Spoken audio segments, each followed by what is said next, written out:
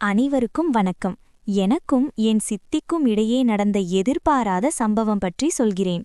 அதற்கு முன் சேனலை சப்ஸ்கிரைப் செய்து கொள்ளுங்கள். ரயில் தாமதம் காரணமாக ஸ்ரீதர் திருப்பூர் நிலையத்தை அடைந்தபோது இரவு 10 மணி ஆகிவிட்டது. அந்நேரத்தில் புதிய ஊரில் சித்தப்பாவின் முகவரியை தேடி அலைவது சரியாக இருக்காது என்று தோன்றியது. 6 மாதங்களுக்கு முன்பு ஊரில் ஒரு துக்க நிகழ்ச்சியில் சந்தித்தபோது சித்தப்பா தன் முகவரியை கொடுத்து வேலை தேடி வருமாறு அழைத்திருந்தார்.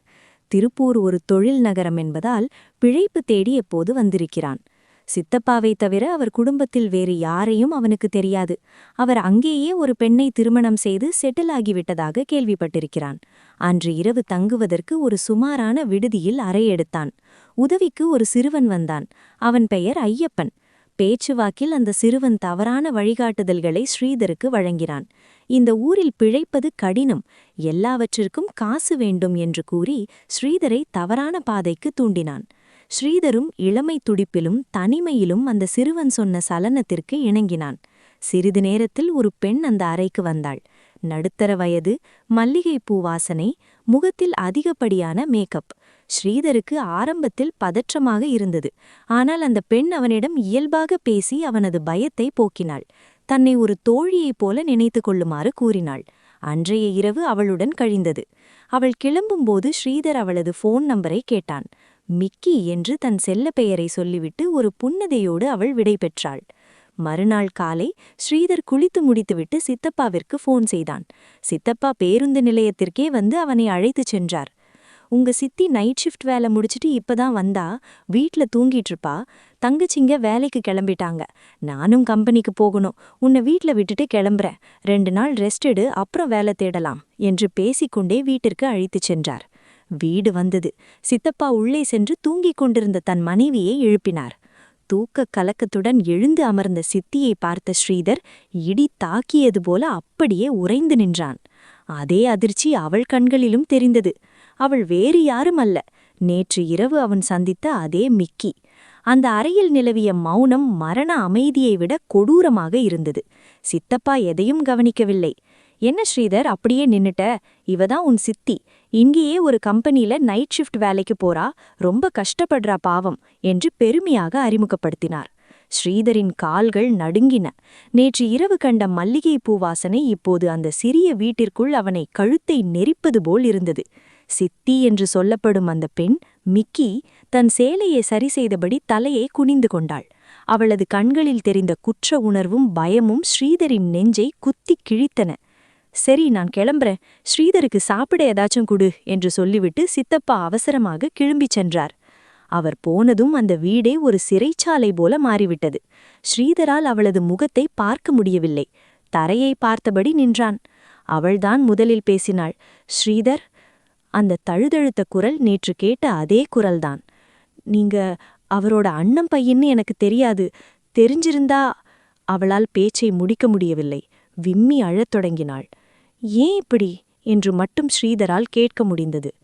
பிழைப்பு, வேற வழியில்ல ஸ்ரீதர். உங்க சித்தப்பாவுக்கு வர்ற வருமானம் வீட்டு வாடகைக்கும் பிள்ளைகளோட படிப்புக்கும் கூட பத்தாது. அவரோட உடம்பும் முன்ன மாதிரி இல்ல. குடும்பத்தை ஓட்ட நான் இந்த வழியை தேர்ந்தெடுத்தேன். அவருக்கு இது தெரியாது. தெரிஞ்சா செத்துருவாரு. தயவு செஞ்சு இதை அவர்கிட்ட சொல்லிடாதீங்க என அவள் ஸ்ரீதரின் கைகளை பிடித்து கெஞ்சினாள். ஸ்ரீதருக்கு உலகமே சுழல்வது போல இருந்தது. வேலை தேடி வந்த இடத்தில் உறவின் புனிதமே சிதைந்து கிடப்பதைக் கண்டு அவன் மனம் குமுறியது. இனி இந்த வீட்டில் அவனால் ஒரு நிமிடம் கூட இருக்க முடியாது. தன் பையை எடுத்துக்கொண்டான். எங்க போறீங்க ஸ்ரீதர் என அவள் பதறினாள். வேலை கிடைச்சா நான் அப்புறம் வர்றேன். இப்போதைக்கு என்னால இங்க இருக்க முடியாது என்று சொல்லிவிட்டு சிற்றப்பாவிற்கு ஒரு பொய்யான காரணத்தை சொல்லி மெசேஜ் அனுப்பிவிட்டு அந்த வீட்டை விட்டு வெளியேறினான். திருப்பூரின் வரவரப்பான வீதிகளில் அவன் நடக்கும்போது அந்த சிறுவன் சொன்ன வார்த்தைகள் அவன் காதில் ஒலித்தன. இந்த ஊர்ல ஒரு குடம் உப்பு தண்ணி எவ்வளவுன்னு தெரியுமான்னா, இதெல்லாம் செய்யலன்னா பிழைக்க முடியாது. பிழைப்புக்காக மனிதர்கள் எத்தனை வேஷங்கள் போடுகிறார்கள் என்பதை அன்று அவன் இரத்தமும் சதையுமாக உணர்ந்தான். ஸ்ரீதரின் கால்கள் தானாகவே பேருந்து நிலையத்தை நோக்கி நடந்தன. தரைக்குள் 1000 சம்மட்டியடிகள் விழுவது போன்ற வலி. நேற்று இரவு தான் கண்ட கனவுகளும் இன்று கலைந்த நிஜங்களும் அவனது மனசாட்சியை உலுக்கின. அவன் பேருந்து நிலையத்தின் ஒரு மூலையில் அமர்ந்தான். பையில் இருந்த அந்த காகிதத்தை பார்த்தான். சித்தப்பாவின் முகவரி. அதை துண்டு துண்டாக கிழித்து போட்டான். அந்த முகவரி இப்போது அவனுக்கு ஒரு பாவத்தின் அடையாளமாக தெரிந்தது.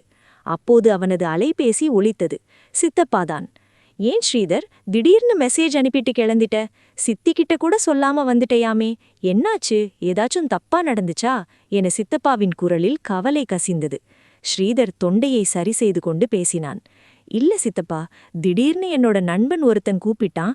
கோயம்புத்தூர்ல ஒரு நல்ல வேலை இருக்குன்னு சொன்னான். இன்னைக்கே வர சொல்லிட்டான். அதான் அவசரமா கிளம்பிட்டேன். சித்தியும் தூங்கிட்டு இருந்தாங்கல்ல, அதான் தொந்தரவு செய்ய வேண்டாம்னு வந்துட்டேன். தன் வாழ்க்கையின் முதல் மிகப்பெரிய பொய்யைச் சொல்லி முடித்தான் ஸ்ரீதர். மறுபுறம் சிற்றப்பா நிம்மதி பெருமூச்சு விடுவது கேட்டது. சரிப்பா, கவனமா போ. ஒரு நல்ல வேலை கிடைச்சதும் வீட்டுக்கு வா. நிச்சயமா வரேன் சித்தப்பா என்று சொல்லிவிட்டு இணைப்பை துண்டித்தான். அவனுக்கு நன்றாக தெரியும், இனி ஒருபோதும் அவன் அந்த வீட்டுப்படி ஏறப்போவதில்லை என்று. சித்தியின் முகத்தை பார்க்கும்போதெல்லாம் நேற்று இரவு தங்கிய விடுதியின் அந்த மல்லிகைப்பூ வாசனை அவனை கொல்லும். அடுத்த 1 மணி நேரத்தில் அவன் கோயம்புத்தூர் செல்லும் பேருந்தில் ஏறினான். பேருந்து நகரத் தொடங்கியபோது ஜன்னல் வழியாக திருப்பூரின் தொழிற்சாலை கட்டிடங்களை பார்த்தான். ஒவ்வொரு கட்டிடத்திற்குள்ளும் ஒவ்வொரு வீட்டின் கதவுக்கு பின்னாலும் எத்தனை ரகசியங்கள் புதைந்து கிடக்கின்றன. பிழைப்பு என்ற ஒற்றை சொல்லுக்காக மனிதர்கள் தங்கள் ஆன்மாவையே அடகு வைக்கும் அவலத்தை அன்று அவன் இரத்தமும் சதையுமாக உணர்ந்தான். ஸ்ரீதர் தன் கைகளை ஒருமுறை பார்த்து கொண்டான்.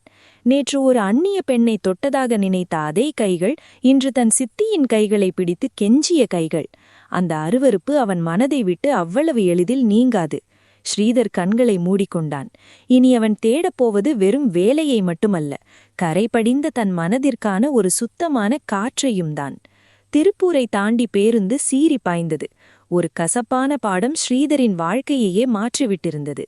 ஸ்ரீதர் எடுத்த முடிவு அந்த சூழ்நிலையில் மிகவும் முதிர்ச்சியானது. சில நேரங்களில் நிஜங்களை விட பொய்களே ஒரு குடும்பத்தின் அமைதியை காப்பாற்றுகின்றன. ஸ்ரீதர் உண்மையை சொல்லியிருந்தால் சிற்றப்பாவின் வாழ்க்கை அங்கேயே நொறுங்கிப் போயிருக்கும். தன் மனைவியை பற்றி தெரிந்தால் அவர் தற்கொலை செய்து கொள்ளலாம், அல்லது அந்த தகராறு 2 உயிர்களை பலிவாங்கலாம். ஸ்ரீதர் எடுத்த இந்த முடிவில் சில முக்கியமான விஷயங்கள் தெரிகிறது. மனிதாபிமானம். தான் பட்ட அவமானத்தை விட தன் சிற்றப்பாவின் கௌரவம் முக்கியம் என்று அவன் நினைத்தது அவனது நல்ல குணத்தை காட்டுகிறது. பக்குவம். சித்தியை கோபத்துடன் பார்க்காமல் அவளது வறுமையும் பிழைப்புக்காக அவள் செய்யும் தியாகமும், அது தவறான பாதையாக இருந்தாலும் அவனுக்கு ஒரு விதமான பரிதாபத்தையே தந்தது. விலகிச் செல்லுதல். அந்த இடத்தை விட்டு விலகுவதுதான் அவனுக்கும் அவளது மனசாட்சிக்கும் அவன் தரும் நிம்மதி. வாழ்க்கை சில நேரங்களில் நமக்கு மிக கொடூரமான பாடங்களை கற்றுக் கொடுக்கிறது. ஸ்ரீதருக்கு இது ஒரு மறக்க முடியாத பாடம். அவன் இனி ஒருபோதும் எந்த பெண்ணையும் தவறான கண்ணோட்டத்தில் பார்க்க மாட்டான் என்பதற்கு காலம் கொடுத்த சாட்சி இது. மேலும் கதையை தொடர்ந்து கேட்பதற்கு வீடியோ லைக் செய்துவிட்டு கமெண்ட் பண்ணவும்.